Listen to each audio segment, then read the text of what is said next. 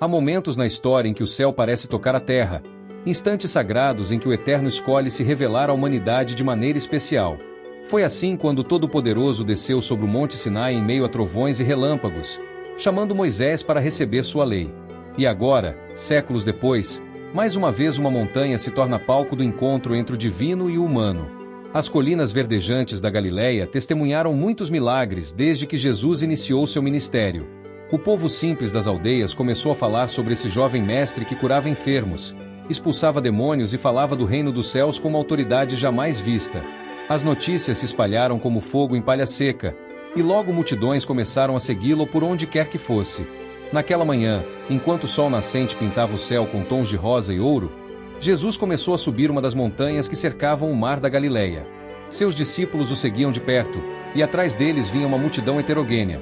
Pescadores calejados pelo trabalho, mulheres carregando crianças, comerciantes curiosos, jovens e velhos, todos unidos pela esperança de ouvir palavras de vida. O que eles não sabiam era que estavam prestes a testemunhar um momento que mudaria a história da humanidade. Assim como o Pai Celestial havia estabelecido sua aliança com Israel através de Moisés no Sinai, agora o Filho estava prestes a revelar os princípios do reino dos céus. Não mais em meio a trovões e terremotos, mas através de palavras de graça e verdade que ecoariam pelos séculos. Jesus se sentou, assumindo a postura tradicional dos mestres de Israel. Seus discípulos se aproximaram, formando um círculo íntimo ao seu redor, enquanto a multidão se acomodava nas encostas da montanha. O silêncio desceu sobre eles como um manto, carregado de expectativa. Nos olhos do mestre brilhava uma compaixão infinita ao contemplar aquelas pessoas sedentas por esperança, sobrecarregadas por tradições religiosas que haviam se tornado pesadas demais para carregar. Então, com uma voz que combinava autoridade e ternura, Jesus começou a falar. As primeiras palavras que saíram de seus lábios surpreenderam a todos. Bem-aventurados os pobres em espírito, porque deles é o reino dos céus. Era o início de um ensinamento que revolucionaria não apenas a compreensão sobre Deus, mas também sobre o que significa ser verdadeiramente feliz. A brisa suave da Galileia carregava cada palavra montanha abaixo, e os corações dos ouvintes se enchiam de uma esperança nova. Algo extraordinário estava prestes a acontecer. O sermão da montanha havia começado. O silêncio que pairava sobre a montanha era quase palpável. As palavras iniciais de Jesus haviam capturado a atenção de todos os presentes, não apenas por seu conteúdo surpreendente, mas também pela autoridade com que eram pronunciadas. Bem-aventurados os pobres em espírito, porque deles é o reino dos céus. Era como se o próprio Criador estivesse redefinindo o conceito de felicidade. Séculos antes, o profeta Isaías havia anunciado que o Messias viria para pregar boas novas aos pobres, curar os quebrantados de coração e proclamar libertação aos cativos. Agora, diante daquela multidão diversificada, o Filho do Homem começava a revelar o caminho para uma felicidade que transcendia as circunstâncias terrenas. Uma a uma, as bem-aventuranças fluíam dos lábios do Mestre como pérolas de sabedoria celestial. Bem-aventurados os que choram, porque serão consolados. Quantos ali não carregavam o peso do luto, da tristeza, das decepções? O Pai Celestial não prometia uma vida sem lágrimas, mas garantia sua presença consoladora em meio à dor. Bem-aventurados os mansos, porque herdarão a terra. Esta declaração deve ter soado particularmente radical para os ouvintes da época. Vivendo sob a opressão romana, muitos esperavam um Messias guerreiro que conquistaria territórios pela força. Mas Jesus apresentava um reino onde a verdadeira força se manifestava na mansidão, ecoando as palavras do salmista que declarou: os mansos herdarão a terra e se deleitarão na abundância de paz. A cada nova bem-aventurança, Jesus pintava mais um traço do retrato do cidadão do reino. Bem-aventurados os que têm fome e sede de justiça, porque serão fartos. Não se tratava apenas da justiça dos tribunais humanos, mas de um anseio profundo pela retidão divina, pelo estabelecimento da vontade do Altíssimo em todas as esferas da vida. Bem-aventurados os misericordiosos, porque alcançarão misericórdia. Em uma sociedade marcada por divisões religiosas e étnicas, onde as pessoas eram frequentemente julgadas por sua origem ou condição social, o Senhor estabelecia um princípio revolucionário: a misericórdia como medida do relacionamento com Deus e com o próximo. Bem-aventurados os limpos de coração, porque verão a Deus. Esta promessa deve ter feito os ouvintes lembrarem das palavras do rei Davi, que perguntou: quem subirá ao monte do Senhor? Quem estará em seu santo lugar? aquele que tem mãos limpas e coração puro. Jesus estava revelando que a verdadeira pureza não estava nos rituais externos, mas na transformação interior operada pelo Espírito Santo. Bem-aventurados os pacificadores, porque serão chamados filhos de Deus.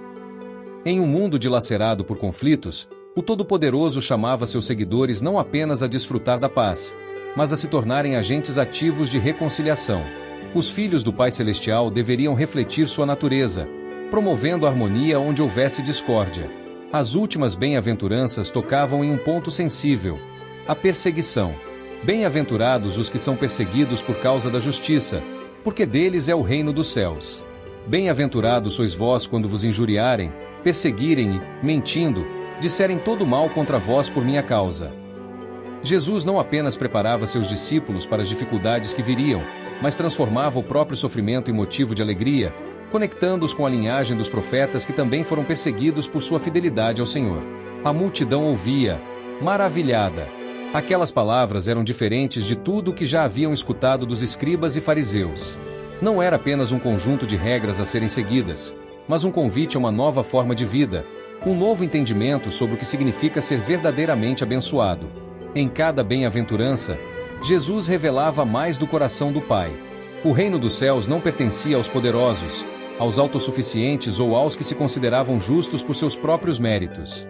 Pertencia aos que reconheciam sua pobreza espiritual, aos que choravam por suas falhas, aos que tinham fome de algo mais profundo que as satisfações terrenas.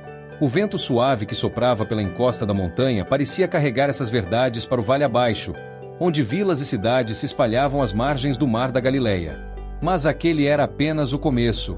O Mestre tinha muito mais a ensinar sobre como seus seguidores deveriam influenciar o mundo ao seu redor, como sal que preserva e luz que ilumina as trevas. As bem-aventuranças ainda ecoavam nos corações dos ouvintes quando Jesus prosseguiu com uma declaração surpreendente: vós sois o sal da terra. A multidão se remexeu, intrigada. Pescadores, camponeses, artesãos, pessoas simples que raramente recebiam atenção das autoridades religiosas, agora eram chamados a uma missão divina pelo próprio Filho de Deus. Na antiguidade, o sal era um dos bens mais preciosos que existiam. Os soldados romanos frequentemente recebiam seu pagamento em sal, uma prática que deu origem à palavra salário. O sal não era apenas um tempero, mas um conservante vital, que impedia a deterioração dos alimentos em uma época sem refrigeração. Em toda a casa judaica, o sal tinha ainda outro significado especial. Era símbolo da aliança com o Eterno, presente em cada oferta apresentada no templo, como ordenado pelo Todo-Poderoso a Moisés. Quando o Mestre chamou seus seguidores de sal da terra, estava confiando a eles uma responsabilidade sagrada.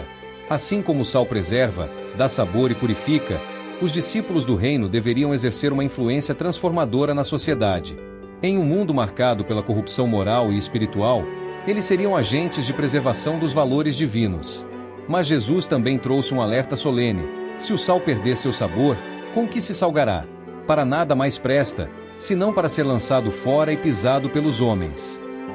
O sal puro não perde sua propriedade, mas o sal impuro, misturado com outros elementos, pode se tornar insípido e inútil. Era um chamado à autenticidade e à pureza de propósito. Em seguida, o Senhor apresentou outra metáfora poderosa: vós sois a luz do mundo. Esta declaração conectava-se diretamente com antigas profecias. Isaías havia previsto que o Messias seria a luz para os gentios, e agora Jesus compartilhava essa missão com seus seguidores. O profeta também havia declarado: levanta-te, resplandece, porque já vem a tua luz, e a glória do Senhor vai nascendo sobre ti. Uma cidade edificada sobre o monte não pode ser escondida, continuou Jesus. Muitos dos presentes podiam ver, do local onde estavam, pequenas vilas no alto das colinas da Galileia, cujas luzes brilhavam como faróis na escuridão. Da mesma forma, a presença dos discípulos do reino deveria ser visível e inequívoca em meio à sociedade. Nem se acende uma candeia para colocá-la debaixo do alqueire, mas no velador, e assim ilumina a todos que estão na casa. Nas casas simples da Galileia do primeiro século, uma única lâmpada de azeite era suficiente para iluminar todo o ambiente.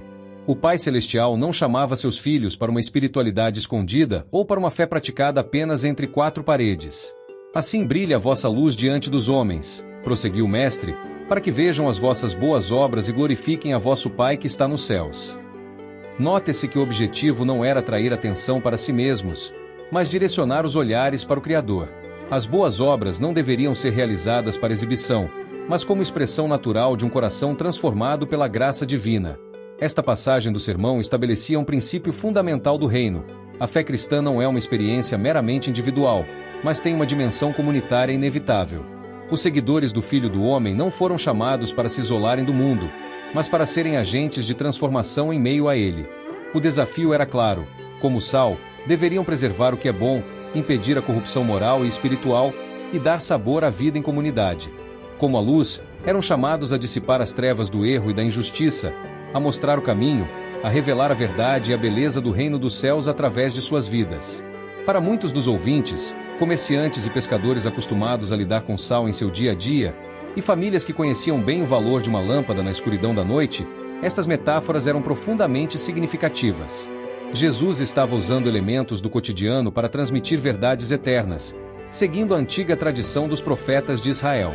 O vento da tarde começava a soprar mais forte na encosta da montanha, e os corações dos presentes ardiam com uma nova compreensão de seu papel no mundo. Mas o mestre não havia terminado. Havia ainda uma questão crucial a ser abordada: sua relação com a lei e os profetas, um tema que causava intenso debate entre os líderes religiosos da época. O sol já havia percorrido boa parte de sua jornada no céu da Galileia quando Jesus abordou uma questão que inquietava muitos dos presentes. Alguns o acusavam de querer abolir a lei, outros especulavam sobre sua postura em relação às tradições dos anciãos. Com autoridade divina, o mestre declarou: "Não penseis que vim revogar a lei ou os profetas. Não vim revogar, mas cumprir." Estas palavras caíram como um trovão sobre a multidão. Na cultura judaica, a Torá não era apenas um conjunto de regras, mas o próprio fundamento da aliança entre o Eterno e seu povo. Era o tesouro mais precioso de Israel, estudada e venerada por gerações. Agora, o Filho do Homem afirmava que viera para cumprir cada aspecto dessa lei sagrada. Em verdade vos digo, até que o céu e a terra passem, nem um jota ou um tio jamais passará da lei, até que tudo seja cumprido. O jota, a menor letra do alfabeto hebraico, e o tio, o menor traço que distingue uma letra de outra, eram usados como metáfora para expressar a completude e a precisão com que a vontade do Todo-Poderoso seria realizada. Mas Jesus não parou por aí. Com uma declaração que deve ter chocado seus ouvintes, proclamou: "Pois eu vos digo que, se a vossa justiça não exceder a dos escribas e fariseus, de modo nenhum entrareis no reino dos céus." Os escribas e fariseus eram considerados modelos de retidão religiosa. Como alguém poderia superar sua justiça? A resposta veio através de 6 contrastes revolucionários, cada um começando com a fórmula "ouvistes que foi dito. Eu, porém, vos digo." Em cada caso, Jesus não estava contradizendo a lei, mas revelando sua verdadeira profundidade e intenção. Ouvistes que foi dito aos antigos: "Não matarás." Eu, porém, vos digo que todo aquele que se irar contra seu irmão estará sujeito a julgamento. O Senhor estava mostrando que o mandamento contra o homicídio não se limitava ao ato físico, mas abrangia a raiz do problema: o ódio no coração. Sobre o adultério, o mestre foi igualmente incisivo: "Ouvistes que foi dito: não adulterarás." Eu, porém, vos digo que todo aquele que olhar para uma mulher com intenção impura, já cometeu adultério com ela em seu coração. O padrão de pureza do reino atingia não apenas as ações externas, mas os pensamentos e desejos mais íntimos. Quanto ao divórcio, Jesus elevou o padrão moral muito além das práticas comuns da época. Foi dito: "Quem repudiar sua mulher, dê-lhe carta de divórcio." Eu, porém, vos digo que qualquer que repudiar sua mulher, exceto em caso de infidelidade conjugal, a faz vítima de adultério. O Pai Celestial desejava restaurar a santidade do matrimônio conforme seu plano original. Sobre os juramentos, o Filho de Deus foi direto ao ponto: "Ouvistes que foi dito aos antigos: não jurarás falso. Eu, porém, vos digo: não jureis de modo algum." A palavra de um cidadão do reino deveria ser tão confiável que juramentos se tornariam desnecessários. A lei de Talião, que limitava a vingança a uma retribuição proporcional, foi transcendida por um princípio ainda mais elevado: "Ouvistes que foi dito: olho por olho, dente por dente." Eu, porém, vos digo: não resistais ao perverso. O caminho do reino não era o da retaliação, mas o do amor que vence o mal com o bem. Por fim, Jesus atingiu o ápice destes contrastes com o mandamento mais radical: ouvistes que foi dito, amarás o teu próximo e odiarás o teu inimigo. Eu, porém, vos digo, amai os vossos inimigos e orai pelos que vos perseguem. Este era o padrão supremo do amor divino, que transcende as limitações do amor humano. A multidão ouvia em silêncio reverente. O mestre estava revelando que a verdadeira justiça não estava na observância mecânica de regras externas, mas em uma transformação profunda do coração. A lei apontava para esta realidade, mas agora o próprio autor da lei estava presente para manifestá-la em sua plenitude. O sol começava sua descida no horizonte, lançando sombras alongadas pela encosta da montanha. Mas Jesus ainda tinha muito a ensinar sobre como seus seguidores deveriam praticar sua devoção ao Pai Celestial, não para serem vistos pelos homens, mas em sincera busca pela presença do Eterno. As sombras se alongavam pela encosta da montanha enquanto Jesus dirigia seu olhar compassivo para a multidão. Tendo estabelecido os fundamentos da justiça do reino, o mestre agora abordaria um tema delicado: a prática da piedade. Guardai-vos de exercer a vossa justiça diante dos homens, para serdes vistos por eles, advertiu, abrindo um novo capítulo de seus ensinamentos. Em Jerusalém e nas sinagogas por toda a terra de Israel, não era incomum ver pessoas fazendo alarde de suas obras de caridade, prolongando suas orações em público ou exibindo sinais externos de jejum para impressionar os outros. O Filho do Homem, porém, estava prestes a revelar um caminho mais excelente. Sobre a prática da caridade, o Senhor foi enfático: quando deres esmola, não faças tocar trombeta diante de ti, como fazem os hipócritas nas sinagogas e nas ruas, para serem glorificados pelos homens.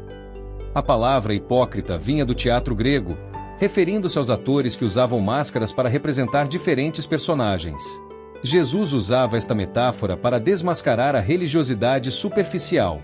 Mas, quando deres esmola, não saiba a tua mão esquerda o que faz a tua direita. Esta expressão poética ilustrava o princípio da discrição absoluta na prática da caridade. O verdadeiro discípulo do reino não busca reconhecimento humano, pois entende que teu Pai, que vem em secreto, te recompensará. Quanto à oração, Jesus abordou não apenas a questão da motivação, mas também ofereceu um modelo perfeito de comunicação com o Pai Celestial. Quando orares, entra no teu aposento, fecha a tua porta e ora teu Pai que está em secreto. O mestre não condenava a oração pública em si, mas a oração feita com propósito de exibição. Foi então que Jesus compartilhou o que conhecemos como o Pai Nosso, uma oração que combinava simplicidade profunda com significado sublime. Pai Nosso, que estás nos céus. Com estas palavras, o Senhor revelava a intimidade possível com o Todo-Poderoso, ao mesmo tempo em que reconhecia sua transcendente majestade. Cada petição desta oração revelava uma dimensão do reino: santificado seja o teu nome, o anseio pela glória do Eterno, venha o teu reino, o desejo pela manifestação plena do governo divino, seja feita a tua vontade, a submissão completa aos propósitos do Altíssimo. As necessidades humanas também encontravam expressão: o pão nosso de cada dia dá-nos hoje, reconhecendo nossa dependência diária do Criador, perdoa-nos as nossas dívidas, a necessidade constante de perdão, não nos deixes cair em tentação, o pedido de proteção espiritual.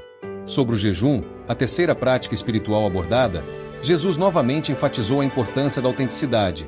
Quando jejuares, unge a tua cabeça e lava o teu rosto, para não mostrar aos homens que estás jejuando. O verdadeiro jejum não é uma demonstração de piedade, mas um ato íntimo de devoção ao Senhor. Em seguida, o mestre abordou uma questão que tocava o coração de todos os presentes: as preocupações materiais. Não acumuleis para vós tesouros na terra, onde a traça e a ferrugem corroem, e onde os ladrões escavam e roubam.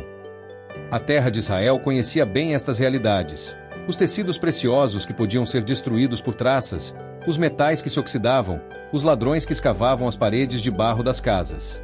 Mas ajuntai para vós tesouros no céu, continuou Jesus, estabelecendo uma nova perspectiva sobre riqueza e segurança. Porque onde estiver o teu tesouro, aí estará também o teu coração. Era um chamado à reorientação completa das prioridades. Com uma analogia poderosa, Jesus declarou: a lâmpada do corpo são os olhos. Se os teus olhos forem bons, todo o teu corpo será luminoso. A forma como vemos as coisas determina como vivemos. Uma visão distorcida por ambições terrenas leva a uma vida de escuridão espiritual. Ninguém pode servir a dois senhores. Esta declaração ressoou pela encosta da montanha como um desafio direto às consciências. Não podeis servir a Deus e a Mamon. O termo aramaico mamon personificava a riqueza como uma divindade rival, exigindo devoção exclusiva. A solução para a ansiedade, ensinou o mestre, estava em buscar primeiro o reino de Deus e sua justiça. Como as aves do céu e os lírios do campo, que recebem o cuidado diário do Pai Celestial, os discípulos do reino poderiam confiar na provisão divina. O sol já se aproximava do horizonte, mas ainda havia mais verdades a serem reveladas. Jesus estava prestes a abordar um dos temas mais desafiadores do sermão: como seus seguidores deveriam se relacionar uns com os outros em um espírito de amor e discernimento verdadeiros. Enquanto o entardecer se aproximava nas colinas da Galileia, era possível sentir que os ensinamentos de Jesus convergiam para uma síntese profunda, uma destilação da essência do reino dos céus. O Mestre havia tecido uma tapeçaria de verdades eternas, cada fio cuidadosamente entrelaçado para revelar o padrão do amor divino. Das bem-aventuranças ao cuidado paternal do Criador, cada palavra pronunciada naquela montanha apontava para uma revolução espiritual que começava no íntimo do coração humano. Não era uma revolução de espadas e escudos, como muitos esperavam do Messias, mas uma transformação silenciosa e profunda que mudaria o mundo de dentro para fora. Tudo o que quereis que os homens vos façam, fazei-o vós também a eles. Com esta declaração, conhecida como a regra de ouro, Jesus resumiu a essência de toda a lei e os profetas. Não era apenas um princípio ético, mas um chamado à empatia ativa, um convite para ver o mundo através dos olhos do outro e agir com o mesmo amor que gostaríamos de receber. Os sábios de Israel há muito ensinavam uma versão negativa deste princípio: o que não queres para ti, não faças a outrem. Mas o Filho do Homem elevou o conceito a um novo patamar, transformando em um chamado à ação positiva, ao amor proativo que não apenas evita o mal, mas busca ativamente o bem do próximo. Este princípio não era uma simples regra de conduta social, mas o reflexo do próprio caráter do Todo-Poderoso. O Senhor havia demonstrado, através das histórias dos profetas, seu amor incansável por Israel, sua disposição em perdoar, sua misericórdia que se renovava a cada manhã.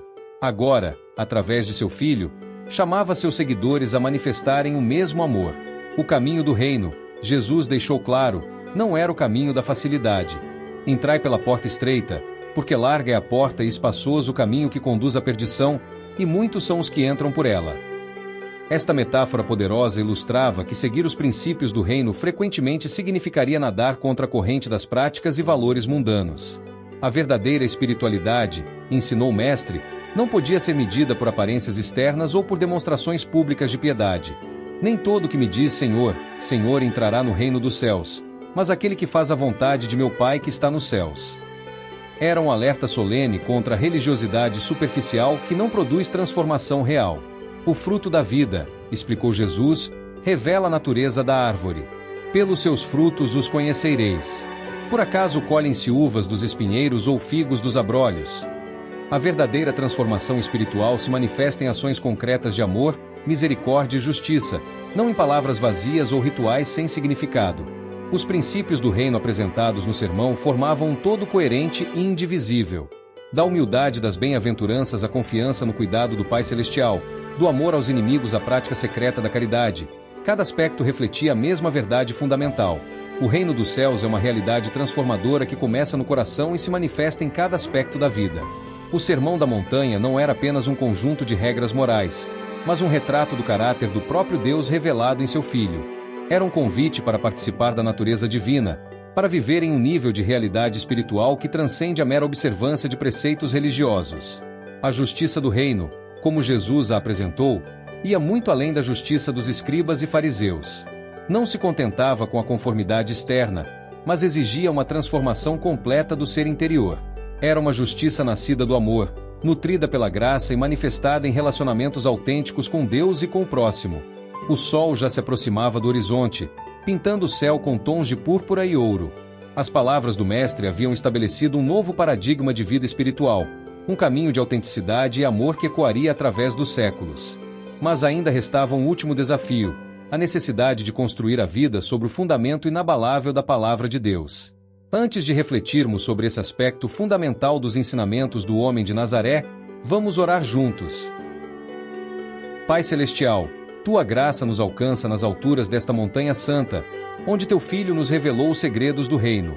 Que Teu Espírito nos capacite a viver as bem-aventuranças, sendo sal que preserva e luz que ilumina. Transforma nossos corações para que possamos amar como tu amas, perdoar como tu perdoas, e servir com a humildade que Jesus nos ensinou. Que nossa justiça exceda as aparências externas e nasça de um coração purificado por tua presença. Dá-nos sabedoria para construir nossas vidas sobre a rocha firme de tua palavra, para que sejamos não apenas ouvintes, mas praticantes fiéis de teus preceitos. Em nome de Jesus, que nos ensinou o caminho do reino. Amém. O sol já se inclinava para o horizonte quando Jesus se preparou para concluir seu sermão com uma das mais poderosas parábolas já pronunciadas. A multidão, que havia permanecido atenta por horas, percebia que estava prestes a testemunhar algo especial. O mestre, que conhecia intimamente o ofício da carpintaria, usaria uma metáfora da construção civil para selar seus ensinamentos no coração dos ouvintes. Todo aquele que ouve estas minhas palavras e as pratica, começou Jesus, será comparado a um homem prudente que edificou sua casa sobre a rocha. Os construtores entre a multidão sabiam bem o valor de um fundamento sólido. Na terra de Israel, onde as chuvas de inverno podiam ser devastadoras, a escolha do local e do fundamento de uma casa era literalmente uma questão de vida ou morte. Desceu a chuva, vieram as enchentes, sopraram os ventos e deram com ímpeto contra aquela casa. Continuou o Senhor, pintando um quadro vívido das tempestades que assolavam o país, mas ela não caiu, porque tinha sido edificada sobre a rocha. A rocha, na tradição hebraica, sempre foi símbolo da imutabilidade e fidelidade do Eterno, como cantou o rei Davi: "O Senhor é minha rocha, minha fortaleza e meu libertador." Mas então, com uma mudança no tom de voz que deve ter feito todos se inclinarem para frente, Jesus apresentou o contraste: "Mas todo aquele que ouve estas minhas palavras e não as pratica será comparado a um homem insensato que edificou sua casa sobre areia." As encostas ao redor do mar da Galileia ofereciam exemplos abundantes de ambos os tipos de terreno, a rocha sólida e a areia instável. A mesma tempestade, descrita com as mesmas palavras, atingiu ambas as casas. As provações da vida, Jesus estava ensinando, não fazem distinção entre o prudente e o insensato. A diferença está no fundamento, na preparação, na profundidade do compromisso com a verdade. Grande foi a sua queda, concluiu o mestre, descrevendo o destino da casa construída sobre areia. O termo usado no original sugere não apenas uma queda, mas um colapso total, uma destruição completa. Era um alerta solene sobre as consequências de ouvir a verdade sem permitir que ela transforme a vida. Todo o Sermão da Montanha havia sido um convite a uma nova forma de vida. Das bem-aventuranças à regra de ouro, da oração ao jejum, dos tesouros terrenos aos tesouros celestiais, cada ensinamento apontava para uma mesma direção: a transformação completa do coração humano pelo poder do reino dos céus. Agora, chegava o momento da decisão. O Todo-Poderoso havia revelado, através de seu Filho, o caminho da vida abundante. Não era um caminho fácil, a porta era estreita, o caminho apertado, as exigências elevadas. Mas era o único caminho que conduzia à vida verdadeira, à alegria duradoura, à paz que excede todo entendimento. O chamado era claro: não bastava admirar os ensinamentos de Jesus, concordar com sua sabedoria ou mesmo memorizá-la. Era preciso praticá-la, permitir que cada palavra penetrasse profundamente no coração e produzisse frutos de transformação real. Era preciso cavar fundo, passar da areia superficial das emoções momentâneas até encontrar a rocha sólida da verdade divina. As últimas palavras do sermão ainda ecoavam pela encosta quando a multidão percebeu que havia testemunhado algo extraordinário. Como registrou Mateus, as multidões se maravilhavam de sua doutrina, porque as ensinava como quem tem autoridade, e não como os escribas. Não era apenas mais um ensino religioso, mas uma revelação direta do coração do Pai Celestial através do Filho. O desafio permanece vivo até hoje. Cada pessoa que se depara com o Sermão da Montanha enfrenta a mesma escolha: será apenas um ouvinte ou se tornará um praticante? Construirá sua vida sobre a areia movediça das filosofias humanas ou sobre a rocha inabalável da Palavra de Deus? A resposta a esta pergunta determina não apenas o destino de nossa vida espiritual, mas a própria qualidade de nossa existência. Porque no final, quando as tempestades vierem, e elas virão, apenas um fundamento permanecerá firme: a verdade viva do reino de Deus, revelada por Jesus naquela montanha da Galileia e ainda hoje capaz de transformar cada coração que se abre para recebê-la. Obrigado por chegar até aqui em mais um dia de oração e reflexão. Não se esqueça de se inscrever no canal e ativar as notificações para não perder nada. Deixe também o seu like, e nos conte nos comentários qual foi a parte que mais te tocou no vídeo de hoje. Afinal, o Sermão da Montanha não foi uma simples pregação, mas um momento crucial que mudou o destino da humanidade. Aproveite para compartilhar agora este vídeo com alguém que você conhece e que precisa ouvir essas palavras. Que o Pai te abençoe grandemente, e até amanhã no nosso próximo vídeo.